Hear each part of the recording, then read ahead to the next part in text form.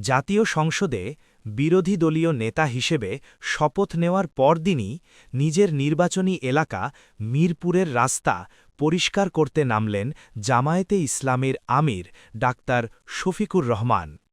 শপথের আনুষ্ঠানিকতা শেষ হতেই দায়িত্ব পালনের এক ভিন্ন বার্তা দিলেন শফিকুর রহমান। ভোরে ফজরের নামাজ আদায় করে স্থানীয় মসজিদ থেকে বের হয়ে গ্লাভস, মাস্ক ও ঝাড়ু হাতে সড়ক পরিচ্ছন্নতা কার্যক্রমে অংশ নেন তিনি।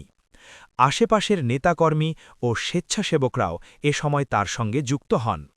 সাংবাদিকদের সঙ্গে কথা বলার সময় তিনি বলেন, নির্বাচনের আগে যে প্রতিশ্রুতি দিয়েছিলেন কাজ শুরু করবেন রাস্তা পরিষ্কার করার মাধ্যমে, আজ সেই প্রতিশ্রুতির বাস্তবায়ন হচ্ছে। তার ভাষায়, দায়িত্ব মানে শুধু সংসদে বক্তব্য দেওয়া নয়, মাঠেও সক্রিয় থাকা। তিনি আরও জানান, এটি কোনো একদিনের প্রতীকী কর্মসূচি নয়।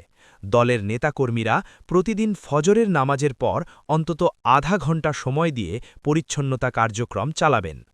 কেউ যদি ১ ঘণ্টা সময় দিতে পারেন তবে উদ্যোগটি আরও বিস্তৃত হবে বলেও আশা প্রকাশ করেন তিনি।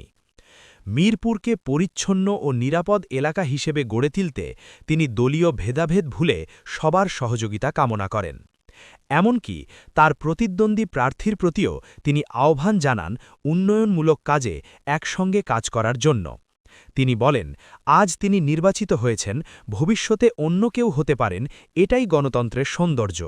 উন্নয়ন কাজ কখনোই দল বা ধর্মের সীমায় আটকে থাকা উচিত নয় বলেও মন্তব্য করেন তিনি। ডাক্তার শফিকুর রহমান জানান, এটি কেবল সূচনা। তিনি ঢাকায় থাকলে নিয়মিত এলাকায় উপস্থিত থেকে কাজ করবেন, আর বাইরে থাকলেও সহকর্মীদের সঙ্গে সমন্বয় রেখে একই উদ্যোগ চালিয়ে যাবেন।